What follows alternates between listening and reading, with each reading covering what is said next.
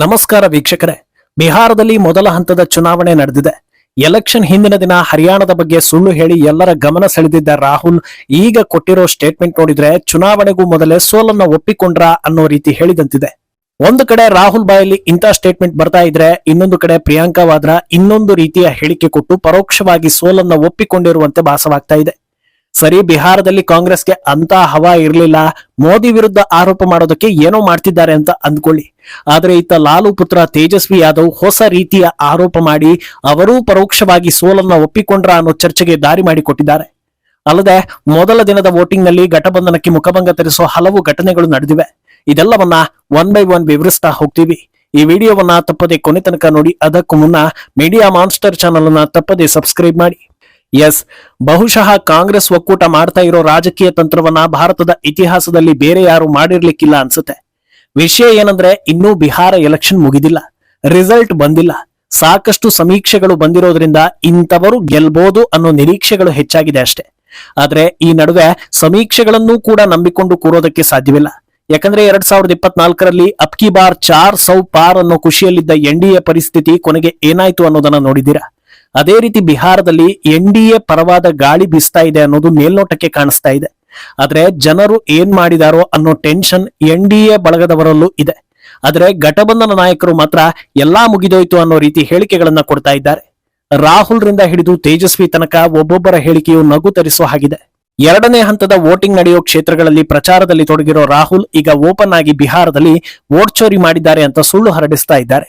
ಜನರ ಮುಂದೆ ನಿಂತು ಮಾತಾಡೋ ರಾಹುಲ್ ಮಹಾರಾಷ್ಟ್ರ, ಮಧ್ಯಪ್ರದೇಶ ಹಾಗೂ ಹರಿಯಾಣ ಬಳಿಕ ಈಗ ಬಿಹಾರದಲ್ಲಿ ವೋಟ್ ಕಳ್ಳತನ ಮಾಡಲಾಗಿದೆ. ಘಟಬಂಧನಕ್ಕೆ ವೋಟ್ ಹಾಕೋ ವ್ಯಕ್ತಿಗಳ ಹೆಸರನ್ನೆಲ್ಲ ಡಿಲೀಟ್ ಮಾಡಿ ಯಾರ್ಯಾರದ್ದು ಹೆಸರು ಸೇರಿಸಿ ತಮಗೆ ಅನುಕೂಲವನ್ನ ಮಾಡ್ಕೊಂಡಿದ್ದಾರೆ. ಆದ್ರಿಂದ ನೀವೆಲ್ಲ ವೋಟಿಂಗ್ ಬೂತ್ ನಲ್ಲಿ ಬಹಳ ಅಲರ್ಟ್ ಆಗಿರಿ ಅಂತ ಹೇಳ್ತಾ ಇದ್ದಾರೆ. ಇದೊಂಥರ ಅದೇ ರಾಗ ಅದೇ ಹಾಡು ಅನ್ನೋ ರೀತಿ ಆಗ್ಬಿಟ್ಟಿದೆ. ಯಾರ ವೋಟ್ ಡಿಲೀಟ್ ಆಗಿದೆ ಅಂದ್ರೆ ಯಾರೊಬ್ಬರು ಮುಂದೆ ಬರೋದಿಲ್ಲ. ಸರಿ, ನಿಮ್ಮ ಹತ್ರ ಏನ್ ಸಾಕ್ಷಿ ಇದೆಯೋ ಅದನ್ನ ಕೋರ್ಟ್ಗೆ ಕೊಡಿ ಅಂದ್ರೆ ಅದು ಕೂಡ ಆಗೋದಿಲ್ಲ. ಆದ್ರೂ ಇದನ್ನೇ ಹೇಳ್ತಾ ಇದ್ದಾರೆ ಅಂದ್ರೆ ಬಹುಶಃ ರಿಸಲ್ಟ್ ತಮ್ಮ ಪಾಲಿಗೆ ಹೊಗೆ ಆಗಿದೆ ಅನ್ನೋದನ್ನ ಬಹಳ ಚೆನ್ನಾಗಿ ಅರ್ಥ ಮಾಡ್ಕೊಂಡಿದ್ದಾರೆ ಅನ್ನೋ ರೀತಿಯಲ್ಲಿ ಚರ್ಚೆ ಆಗ್ತಾ ಇದೆ. ಏನೋ 100ಕ್ಕೆ 100 ಇಂಥ ಆರೋಪ ಮಾಡೇ ಮಾಡ್ತಾರೆ. ವೋಟಿಂಗ್ ದಿನ ಜನರಲ್ಲಿ ಗೊಂದಲ ಸೃಷ್ಟಿಸೋದಕ್ಕೆ ಇಂಥ ಹೇಳಿಕೆಗಳು ಬರೋ ಸಾಧ್ಯತೆ ಇದ್ದೇ ಇರುತ್ತೆ ಅಂತ ಮಾಧ್ಯಮದವರು ಕೂಡ ಅಲರ್ಟ್ ಆಗಿದ್ರು. ಆದ್ರಿಂದ ವೋಟ್ ಹಾಕಿ ಬಂದ ಜನರನ್ನ ಮಾತನಾಡಿಸೋ ಕೆಲಸ ಕೂಡ ಆಗಿದೆ. ರಾಹುಲ್ ಪ್ರಕಾರ ಎಲೆಕ್ಷನ್ ಕಮಿಷನ್ ಉದ್ದೇಶಪೂರ್ವಕವಾಗಿ ಮುಸ್ಲಿಮರ ವೋಟ್ ಅನ್ನ ಡಿಲೀಟ್ ಮಾಡ್ತಾ ಇದೆ ಅನ್ನೋದು. ಆದ್ರೆ ಮಾಧ್ಯಮವೊಂದರ ಪ್ರತಿನಿಧಿ ಎಲೆಕ್ಷನ್ ಮುಗಿಸಿ ಕಟ್ಟೆ ಮೇಲೆ ಕೂತಿದ್ದ ಮೂವರನ್ನ ಮಾತಾಡಿಸ್ತಾರೆ. ಮೂವರ ಹೆಸರನ್ನು ಪ್ರತ್ಯೇಕವಾಗಿ ಕೇಳ್ತಾರೆ. ಮೂವರು ಮುಸ್ಲಿಂ ಸಮುದಾಯಕ್ಕೆ ಸೇರಿದ ವ್ಯಕ್ತಿಗಳು ಅನ್ನೋದು ಗೊತ್ತಾಗುತ್ತೆ. ವೋಟ್ ಹಾಕಿದ್ರ ಅನ್ನೋ ಪ್ರಶ್ನೆಗೆ ಹೌದು ಅನ್ನೋ ಅವರು ಸಾಕ್ಷಿಗೆ ಬೆರಳಿಗೆ ಹಾಕಿರೋ ಇಂಕನ್ನು ಕೂಡ ತೋರಿಸ್ತಾರೆ. ಏನಾದ್ರೂ ಸಮಸ್ಯೆ ಆಯ್ತಾ ಅಂತ ಕೇಳಿದಕ್ಕೆ ಏನೂ ಸಮಸ್ಯೆ ಆಗಿಲ್ಲ, ಎಲ್ಲ ಆರಾಮಾಗಿ ಆಗಿದೆ, ಸುಲಭವಾಗಿ ವೋಟ್ ಹಾಕಿ ಬಂದ್ವಿ ಅಂತ ಹೇಳ್ತಾರೆ. ಇನ್ನೊಂದು ಕಡೆಯಲ್ಲಿ ವೋಟ್ ಹಾಕೋದಕ್ಕೆ ಬಂದಿದ್ದ ಬುರ್ಖಾಧಾರಿ ಮಹಿಳೆಯರನ್ನ ಮಾಧ್ಯಮದವರು ಮಾತಾಡಿಸ್ತಾರೆ. ನಿಮ್ಮನ್ನ ಚೆಕ್ ಮಾಡಿದ್ರ ಅನ್ನೋ ಪ್ರಶ್ನೆಗೆ ಉತ್ತರಿಸುವ ಅವರು, ಹೌದು, ಮುಖ ತೋರಿಸುವಂತೆ ಹೇಳಿದ್ರು, ನಮ್ಮ ಐಡಿ ಕಾರ್ಡ್ ಎಲ್ಲವನ್ನೂ ಚೆಕ್ ಮಾಡಿದ್ಮೇಲೆ ವೋಟ್ ಹಾಕಿದ್ವಿ ಅಂತ ಹೇಳ್ತಾರೆ. ಅಲ್ಲಿಗೆ ಐಡೆಂಟಿಟಿ ಸರಿ ಇತ್ತು ಅಂದ್ರೆ ತಲೆ ಕೆಡಿಸಿಕೊಳ್ಳೋ ಅವಶ್ಯಕತೆಯೇ ಇಲ್ಲ, ಆರಾಮಾಗಿ ಹೋಗಿ ವೋಟ್ ಹಾಕಿ ಬರ್ಬೋದು ಅನ್ನೋದು ಇಲ್ಲಿ ಖಾತ್ರಿ ಆಗುತ್ತೆ. ಅಂದಹಾಗೆ ಈ ಹಿಂದೆ ಕೆಲ ನಾಯಕರು ಬುರ್ಕಾ ತೆಗಿಸಿ ಚೆಕ್ ಮಾಡೋದು ಕೂಡ ತಪ್ಪೆ, ಹಾಗೆಲ್ಲ ಮಾಡಬಾರದು ಅಂತ ವಿರೋಧ ವ್ಯಕ್ತಪಡಿಸಿದ್ರು. ಅದೇ ಪ್ರಶ್ನೆಯನ್ನ ಆ ಮಹಿಳೆಗೂ ಕೇಳಲಾಗುತ್ತೆ. ಅದಕ್ಕೆ ಉತ್ತರಿಸೋ ಆಕೆ, ಇದರಲ್ಲೇನೂ ತಪ್ಪಿಲ್ಲ, ಅವರಿಗೆ ಗೊತ್ತಾಗ್ಬೇಕಲ್ಲ ಯಾರು ಬಂದಿದ್ದು ಅಂತ, ಈ ರೀತಿ ಮಾಡೋದ್ರಿಂದ ವೋಟ್ ಚೋರಿ ತಪ್ಪಿಸಬಹುದು ಅಂತ ಆ ಮಹಿಳೆ ಹೇಳಿದ್ದಾಳೆ. ಅಲ್ಲಿಗೆ ಇದು ಸಮುದಾಯದವರ ಸಮಸ್ಯೆ ಅಲ್ಲ, ಸಮುದಾಯದವರ ಹೆಸರಲ್ಲಿ ಮತ ಪಡೆಯೋ ನಾಯಕರ ಸಮಸ್ಯೆ ಅಂತ ಚರ್ಚೆ ಆಗ್ತಾ ಇದೆ. ಇನ್ನು ಅಣ್ಣ ಅಂತೂ ಪರೋಕ್ಷವಾಗಿ ಸೋಲನ್ನು ಒಪ್ಪಿಕೊಂಡಿದ್ದಾಯ್ತು. ತಂಗಿಗಾದ್ರೂ ಬಿಹಾರ ಗೆಲ್ಲೋ ಕಾನ್ಫಿಡೆನ್ಸ್ ಇದೆಯಾ ಅಂತ ಕೇಳಿದ್ರೆ ಇಲ್ಲ ಅನ್ನೋದು ಕಾಣಿಸ್ತಾ ಇದೆ. ಎರಡನೇ ಫೇಸ್ ಕ್ಷೇತ್ರಗಳಲ್ಲಿ ಪ್ರಚಾರದಲ್ಲಿ ಬ್ಯುಸಿಯಾಗಿರೋ ಪ್ರಿಯಾಂಕಾ ರಾಬರ್ಟ್ ವಾದ್ರಾ ಪಾರದರ್ಶಕವಾಗಿ ಚುನಾವಣೆ ನಡೀತು ಅಂದ್ರೆ ಎನ್ಡಿಎ ಸೋಲುತ್ತೆ ಅಂತ ಹೇಳ್ತಾರೆ. ವಿಷಯ ಏನಂದ್ರೆ, ತಲೆಯಲ್ಲಿ ಬುದ್ಧಿ ಇರುವವರೆಲ್ಲರಿಗೂ ಚುನಾವಣೆ ಪಾರದರ್ಶಕವಾಗಿ ನಡೀತಾ ಇದೆ. ಅದೇ ಕಾರಣಕ್ಕೆ ಎಸ್ಐಆರ್ ಪ್ರಕ್ರಿಯೆ ಮಾಡಿರೋದು. ಒಂದು ವೇಳೆ ಅನುಮಾನ ಇದ್ರೆ ಮನವಿ ಸಲ್ಲಿಸೋದಕ್ಕೆ 1 ತಿಂಗಳ ಟೈಮ್ ಕೂಡ ಕೊಟ್ಟಿದ್ರು. ಆ ಟೈಮ್ ನಲ್ಲಿ ವಿಪಕ್ಷದವರು ಅಡಗಿ ಕೂತಿದ್ರು ಅನ್ನೋದು ಜನರಿಗೆ ಗೊತ್ತಾಗಿದೆ. ಇಷ್ಟಾದ್ರೂ ಪಾರದರ್ಶಕತೆ ಬಗ್ಗೆ ಮಾತಾಡ್ತಾರೆ ಅಂದ್ರೆ ಫಲಿತಾಂಶದ ಬಗ್ಗೆ ವಿಶ್ವಾಸ ಇದೆ ಅನ್ನೋ ರೀತಿಯಲ್ಲಿ ಚರ್ಚೆ ಆಗ್ತಾ ಇದೆ. ಆದ್ರೆ ಇಂಥ ಹೇಳಿಕೆಗಳು ನಿರೀಕ್ಷಿತ ಆಗಿದ್ರಿಂದ ಇದರಿಂದ ಯಾರಿಗೂ ಅಚ್ಚರಿ ಆಗ್ಲಿಲ್ಲ. ಆದ್ರೆ ಅನಿರೀಕ್ಷಿತ ಅನ್ನೋ ಹಾಗೆ ಪ್ರಿಯಾಂಕಾ ವಾದ್ರಾ ಕಡೆಯಿಂದ ಒಂದು ಹೇಳಿಕೆ ಬರುತ್ತೆ.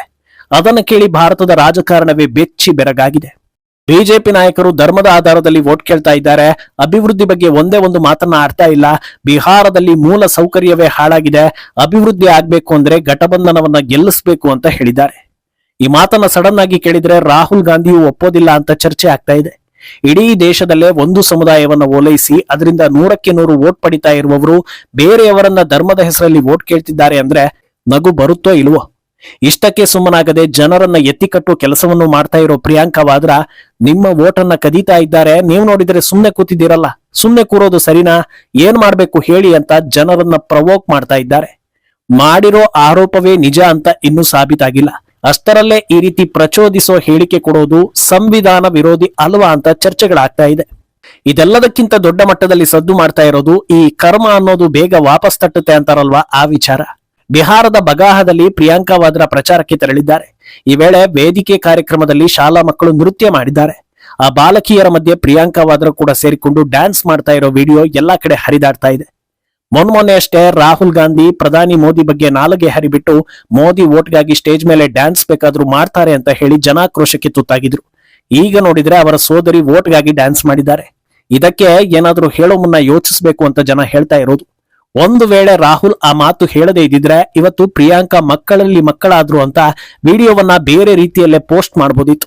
ಆದ್ರೆ ಈಗ ಆಡಿರೋ ಮಾತುಗಳೇ ರಿವರ್ಸ್ ಆಗೋ ರೀತಿ ಪರಿಸ್ಥಿತಿಯನ್ನ ತಂದುಕೊಂಡಿದ್ದಾರೆ. ಏನೋ ಘಟಬಂಧನದ ಕಾಂಗ್ರೆಸ್ ಘಟಾನುಘಟಿಗಳು ಸೋಲನ್ನ ಒಪ್ಪಿಕೊಂಡಂತೆ ಮಾತಾಡಿದ್ದಾಯ್ತು. ಈಗ ಪ್ರಮುಖ ಪಕ್ಷ ಆರ್ಜೆಡಿಯ ತೇಜಸ್ವಿ ಹೇಳಿಕೆ ಕೂಡ ಎಲ್ಲಾ ಕಡೆ ವೈರಲ್ ಆಗ್ತಾ ಇದೆ. ವೋಟಿಂಗ್ ಸ್ಟಾರ್ಟ್ ಆಗ್ತಾ ಇದ್ದ ಹಾಗೆ ವಿಡಿಯೋ ಮಾಡಿ ಹರಿಬಿಟ್ಟಿರೋ ತೇಜಸ್ವಿ ಯಾದವ್ ಎನ್ಡಿಎ ಮೋಸ ಮಾಡ್ತಾ ಇದೆ, ಸ್ಪೆಷಲ್ ರೈಲುಗಳ ಮೂಲಕ ಹೊರಗಿನ ಜನರನ್ನ ಕರೆಸಿ ಇಲ್ಲಿ ವೋಟ್ ಹಾಕಿಸ್ಕೊಳ್ತಾ ಇದ್ದಾರೆ, ಸಾಲದಕ್ಕೆ ಅವರಿಗೆ ವಾಪಸ್ ಹೋಗೋದಕ್ಕೂ ವ್ಯವಸ್ಥೆ ಮಾಡ್ತಾ ಇದ್ದಾರೆ ಅಂತ ಹೇಳ್ತಾರೆ. ಇಡೀ ಭಾರತದಲ್ಲಿ ಯಾವ ಮೂಲೆಯಲ್ಲಿ ಎಲೆಕ್ಷನ್ ಆದ್ರೂ ಊರಿಂದ ಹೊರಗೆ ಇರುವವರಿಗೆ ಇಲ್ಲಿ ಬಂದು ವೋಟ್ ಹಾಕೋದಕ್ಕೆ ವ್ಯವಸ್ಥೆ ಮಾಡೋದು ಎಷ್ಟೋ ವರ್ಷಗಳಿಂದ ನಡೀತಾ ಇದೆ. ಅದನ್ನೇ ಇಲ್ಲೂ ಮಾಡಿರೋದು.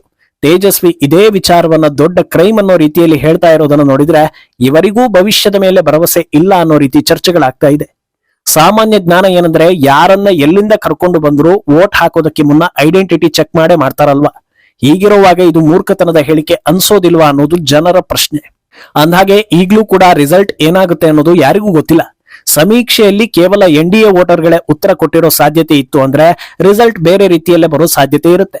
ಆದ್ರೆ ಘಟಬಂಧನ ನಾಯಕರು ಇಷ್ಟೆಲ್ಲಾ ಆರೋಪ ಮಾಡಿ ಕೊನೆಗೆ ಅಚಾನಕ್ ಆಗಿ ಅವರೇ ಗೆದ್ರು ಅಂತ ಅಂದ್ಕೊಳ್ಳಿ, ಆಮೇಲಿನ ಪರಿಸ್ಥಿತಿ ಕಷ್ಟ ಇದೆ. ಈ ಬಗ್ಗೆ ನಿಮ್ಮ ಅಭಿಪ್ರಾಯವನ್ನ ತಪ್ಪದೆ ಕಮೆಂಟ್ ಮೂಲಕ ತಿಳಿಸಿ.